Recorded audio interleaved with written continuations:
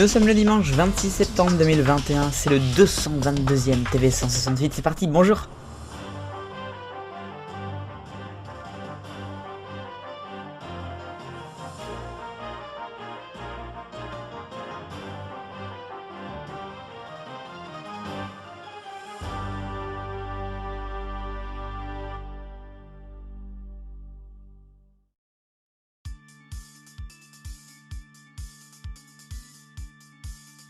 La une du TV 168 avec un soir historique dans l'histoire de la télévision qui marque le début de l'année électorale pour notre petit écran qui est devenu grand.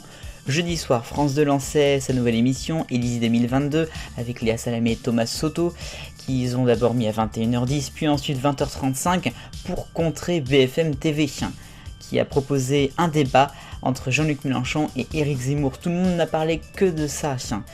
BFM TV a fait un choix assez particulier de le mettre le même soir que France 2. C'est en fait une sorte de règlement de compte avec Jean-Luc Mélenchon qui voulait rendre des comptes à France 2. Sauf qu'au final, on a BFM TV qui a fait un débat pas mal regardé, on le verra juste après. Et puis France 2 qui a une émission beaucoup plus lente, avec pas mal de reproches à faire, je dois le dire. Rien que ce décor sous fond vert montre un petit peu le côté low cost de la chaîne publique. Je suis désolé, sans un mot un peu fort, mais c'est la vérité. Ce qui fait donc qu'au final, qui a gagné? BFM TV. Regardez l'audience, 3,8 millions de téléspectateurs pour le débat Mélenchon-Zemmour, 18,7% de part de marché. Il n'y a pas à dire d'autre chose, BFM TV était première chaîne de France, jeudi soir, en prime time. Et ça, les amis, c'est historique. De son côté, France 2 avec Élysée 2022 n'a fait que 1 million et 5,1.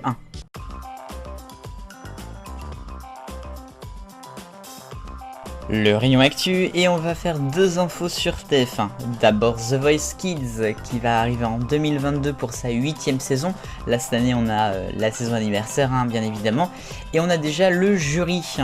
Kenji Girac qui est dans The Voice depuis une petite année, et puis Patrick Fiori qui est présent déjà depuis pas mal de temps. Il y aura deux nouveaux, Louane et Julien Doré. Louane, candidate de The Voice, et puis Julien Doré, de Nouvelle Star. On continue avec TF1 et on va parler de l'autre grand format Koh-Lanta, avec la justice qui intervient. Encore, puisque il y a pas mal de personnes, notamment peut-être un ancien candidat qui a spoilé l'épisode de mardi soir, et d'autres d'ailleurs. Donc la justice a décidé d'interdire tout simplement le spoil des épisodes, et LP a dit qu'il porterait plainte. Donc on a encore pas mal de problèmes autour de Koh-Lanta, c'est une sacrée émission. Et puis on termine avec une info sur France Télévisions qui fait un partenariat avec Amazon Prime Video. Oui, vous avez bien entendu, il y a des choses des fois qui sont assez étonnantes, et là c'est la vérité. Ils vont coproduire en fait une sorte de série d'action, Cœur Noir, c'est son nom. 6 épisodes qui seront diffusés bien évidemment sur France 2. Au printemps prochain on aura le tournage. Voilà pour le rayon actif.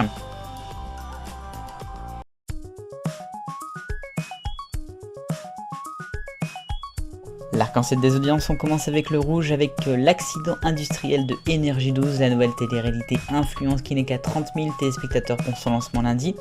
Cuisine ouverte en orange sur France 3, le premier prime time de Maurice Sacco, seulement 700 000, là aussi c'est un énorme flop. Et puis en jaune, The Artist sur France 2, deuxième numéro en dessous du million, 5,6% de part de marché, ça fait très mal pour Nagui. En vert, c'est 28 minutes sur Arte, avec un record à 800 000 pour la saison. C'était en accès lundi soir. Par rapport au numéro de samedi, vous avez l'écart. En bleu clair, c'est C'est à vous le même soir, qui fait lui aussi un record. Premier 1,90 million de téléspectateurs pour la chaîne de France 5. En bleu foncé, c'est Alex Hugo, le retour, mais cette fois-ci sur France 3, le mardi, 5 700 000, c'est un très beau score.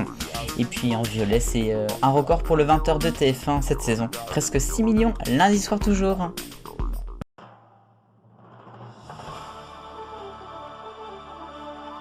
Le petit focus pour parler de la fête du 36-37, le Téléthon.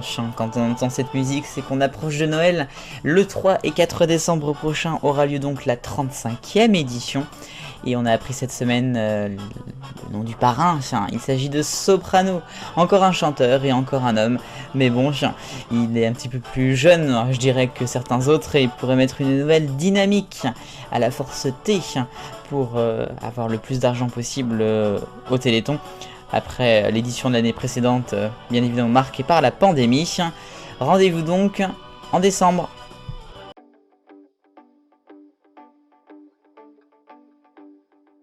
Plusieurs hommages cette semaine, d'abord en hommage à Claude Lombard, morte à 76 ans. Elle était chanteuse de nombreux génériques de dessins animés comme Flo et le Romance en Suisse ou encore Lucie l'amour et rock'n'roll.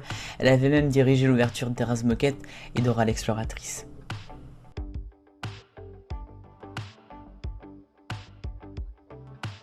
En hommage à René Malville qui est mort à 73 ans, il était un chroniqueur de Touche pas mon poste sur C8 depuis quelques années et surtout un grand fan de l'Olympique de Marseille en football.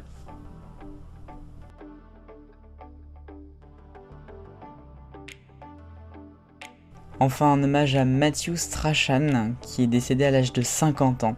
Cette semaine, il était le compositeur de nombreux génériques de télévision au Royaume-Uni, comme Question Time, et puis surtout Qui veut gagner des millions.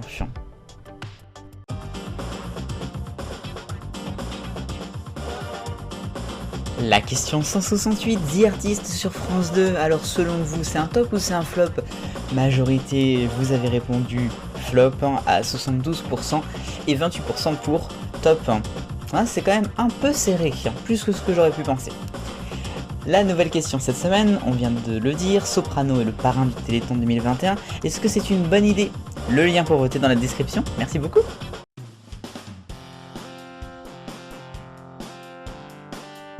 L'agenda de la télévision pour la semaine à venir et ce dimanche sur France 2 en deuxième partie de soirée, ça sera Passage des Arts, l'émission de Claire Chazal qui était auparavant diffusée sur France 5. Ce lundi, c'est le retour de la petite pastille humoristique C'est Canteloup sur TF1 entre 20h50 et 21h10, il n'y a pas vraiment d'horaire, c'est déjà les 10 ans de l'émission. Et puis jeudi, c'est un événement, ce n'est pas une émission, mais c'est le pass sanitaire des jeunes, et oui, à partir de 12 ans et 2 mois. On frôle le ridicule, mais c'est comme ça. C'est tout pour l'actualité télévisuelle des 168 dernières heures, mais on se retrouve dans 168 heures pour un nouveau TV du même nom. J'espère que vous avez suivi. Allez, en attendant, profitez de la vie, vive le bonheur, on est tous des millions de copains. Salut!